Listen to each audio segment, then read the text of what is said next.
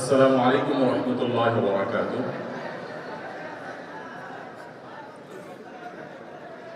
আজকের এই চমৎকার আয়োজনের সম্মানিত সভাপতি, উপস্থিত ওয়াজিবুল ইহতিরাম সম্মানিত উলামায়ে কিরাম, আমার শ্রদ্ধেয় ব্যক্তিত্ব, সহকর্মীবৃন্দ, ইমাম এবং খতিববৃন্দ, আসরের নামাজ এখনো যারা পড়েন নাই, আমার মনে হয় ছোট ছোট জামাত করে আশপাশে আমরা জামাত করে ফেলতে পারি। আমি 1 থেকে সর্বোচ্চ 2 মিনিটের মধ্যে দুটি কথা বলতে চাই। প্রথম কথা হলো, একটু আগে বিএনপির স্থায়ী কমিটির সদস্য জনাব সালাউদ্দিন আহমদ সাহেব বলেছেন, আমরা সবাই রাষ্ট্রের কাছ থেকে দাবি দাওয়া পেশ করি, স্বাভাবিক, কিন্তু রাষ্ট্রকে আমাদের দেওয়ার চেষ্টা করা দরকার। তার সাথে পরিপূর্ণভাবে সহমত পোষণ করে একটি কথা আমি বলতে চাই, সেটা হলো এদেশের 3 লক্ষ মসজিদের কমপক্ষে 6 লক্ষ ইমাম মুয়াজ্জিন রাষ্ট্রকে দেওয়ার জন্য প্রতিনিয়ত চেষ্টা করেন এবং দিয়ে যাচ্ছেন। দুর্ভাগ্যজনক বাস্তবতা, স্বাধীনতার 50 বছর পরেও ইমাম মুয়াজ্জিন এবং আলেম ওলামাদের কোনো অবদানের স্বীকৃতিটুকু রাষ্ট্র কখনো দিতে পারে নাই। আজও বাংলাদেশের চেহারাকে যদি পরিবর্তন করে দিতে হয়, আজও বাংলাদেশকে যদি স্বনির্ভর করতে হয়, আজও বাংলাদেশের পরিবেশ সচেতনতা সৃষ্টি করে যদি সাফল্য অর্জন করতে হয়, পরিবেশ বিপর্যয় যদি রোধ করতে হয়, যে কোনো দুর্যোগ মোকাবেলা যদি সফলভাবে করতে হয়, দেশের শুধু মসজিদগুলোকে ইমাম মুয়াজ্জিনদেরকে যদি রাষ্ট্র অন করে, ইমাম মুয়াজ্জিনদেরকে যদি সে সুযোগ দেয়, তাদেরকে যদি অন্তত কাজ করবার পরিবেশটা করে দেয়, আমার বিশ্বাস বাংলাদেশের চেহারা পরিবর্তন করতে আর কোনো কিছুর তেমন বেশি প্রয়োজন হবে না। 3 লক্ষ মসজিদ, সরকারি হিসেব মতো কমপক্ষে 3 লক্ষ মসজিদ, আরো বহু আগে বলা হয়েছে, সেটা এখন 3 লক্ষের অনেক বেশি চলে গেছে স্বাভাবিকভাবে। 3 লক্ষ মসজিদে প্রতি জুমার দিয়ে 12:30 থেকে 1টা পর্যন্ত এই সময়ের মধ্যে গড়ে যদি 100 মানুষ একটা মসজিদে জুমার নামাজে খতিব সাহেবের খুতবা শোনার জন্য আসেন, তাহলে 3 কোটি মানুষ হয়। বাংলাদেশের সমস্ত টিভি চ্যানেল, সমস্ত মিডিয়া একযোগে সবচেয়ে পিক টাইমে এত বেশি দর্শক কখনো পায় বলে আমি মনে করি না।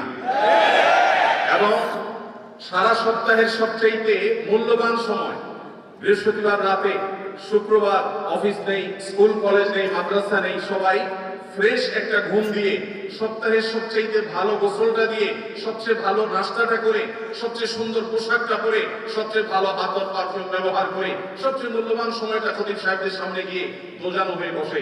পৃথিবীর অন্য কোনো কৃষ্টি, কালচার, কোনো সিস্টেমে একসাথে একটা দেশের 3 কোটি মানুষকে অ্যাড্রেস করার এই সুযোগ ইমাম সাহেব, খতিব সাহেবরা ছাড়া কারোর হাতে নেই।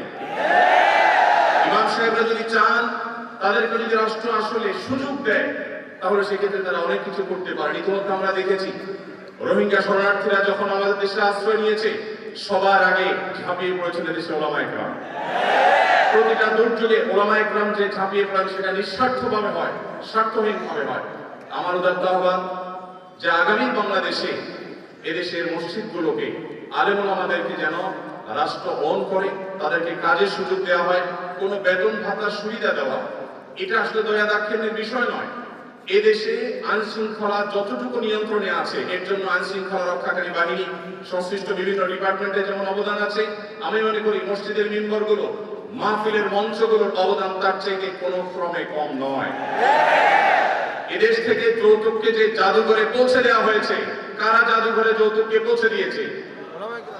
এদেশে যৌতুকের অভিশাপ থেকে মুক্ত করার সবচেয়ে বড় ক্রেডিট একমাত্র ওলামায়ে কিরামের।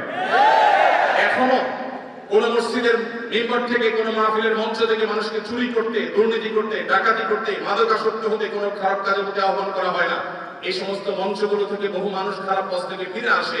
আমরা যদি একটা সৎ, দক্ষ এবং ভালো নাগরিক গড়ে তুলতে চাই, তাহলে সেক্ষেত্রে মসজিদগুলোকে আমাদের অন করতে হবে। আমি বিশ্বাস করি আগামী বাংলাদেশে সেটি হবে, আমরা সবাই সেটি প্রত্যাশাও করি।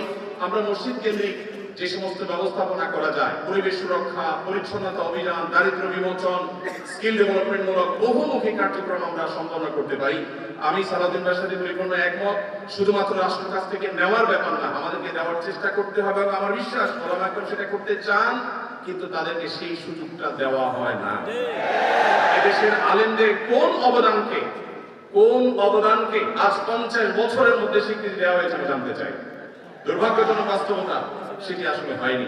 তা আমরা নতুন বাংলাদেশে অন্তত প্রত্যাশা করি যে আমরা সবাই মিলে, শুধু আলেম ওলামা নয়, সকল ধর্মের মানুষ কাঁধে কাঁধ মিলিয়ে আমাদের প্রিয় বাংলাদেশকে আমরা বিশ্বের দরবারে উন্নতির চরম শিখরে পৌঁছতে চাই। আমাদের পরে স্বাধীনতা অর্জন করে পৃথিবীর বহু দেশ এমন অগ্রসর হয়েছে যেটা দেখে আমাদের কষ্ট হয়, দুঃখ হয়। আজকে ভূমিকম্পের যে ভয়াবহতা নিয়ে প্রত্যেকটা মানুষ আতঙ্কে দিন পার করছে, কি হয়েছে এদেশে? একটি মানুষের জীবন নিরাপদ করবার জন্য যথাযথ ব্যবস্থাটুকু পর্যন্ত আমরা নিতে পারিনি। আমি আশা করি আগামী বাংলাদেশে যারাই আসবেন আমরা প্রত্যেকে এই ব্যাপারগুলোতে সচেতন থাকবো। আমরা দোয়া করি আল্লাহ রাব্বুল আলামিন আমাদের রাজনৈতিক নেতৃত্বকে সেরকম শক্তি, সামর্থ্য, মানসিকতা সবকিছু দান করেন। ওলামায়ে কেরামের মূল্য যদি কোনো জাতি দিতে না পারে, তাদের চেয়ে বড় দুর্ভাগা আর কেউ হতে পারে না। আমি প্রায় সময় বলি, এই দেশকে যদি নিরলসভাবে, নিঃস্বার্থভাবে কোনো মানুষ ভালোবাসে, ওলামায়ে কেরাম হলেন সেই মানুষগুলো। অনেকে আছেন যাদেরকে হয়তো পার্শ্ববর্তী দেশ গ্রহণ করবে, অনেকে হয়তো আমেরিকা গ্রহণ করবে। ওলামায়ে কেরাম তাদের জায়গা এই দেশ, এই মাটি, ইনশাআল্লাহ তাআলা। আমি আশা করছি মসজিদে ওলামায়ে কেরাম নির্বিঘ্নে তাদের দায়িত্ব পালন করবেন। আলেমদেরও দায়িত্বশীলতার জায়গা আছে, আলেমরা যথেষ্ট দায়িত্বশীলতা, আমাদের দায়িত্বগুলো পালন করতে হবে। রাষ্ট্রকে এগিয়ে নিয়ে যাওয়ার পিছনে আমাদের ভূমিকা পালন করতে হবে, ঐক্যবদ্ধভাবে কাজ করতে হবে। সেই সাথে রাষ্ট্র আলেমদেরকে ওন করতে হবে, আপন করতে হবে, সেই সুযোগ দিতে হবে, সেই স্বীকৃতি দিতে হবে। আমি আশা করছি আগামী বাংলাদেশ সেই জিনিসটি হবে। আমাদের সবাইকে আল্লাহ তাআলা সেই তৌফিক দান করুন। জাযাকুমুল্লাহু খাইরান। আসসালামু আলাইকুম ওয়া রাহমাতুল্লাহি ওয়া বারাকাতুহু।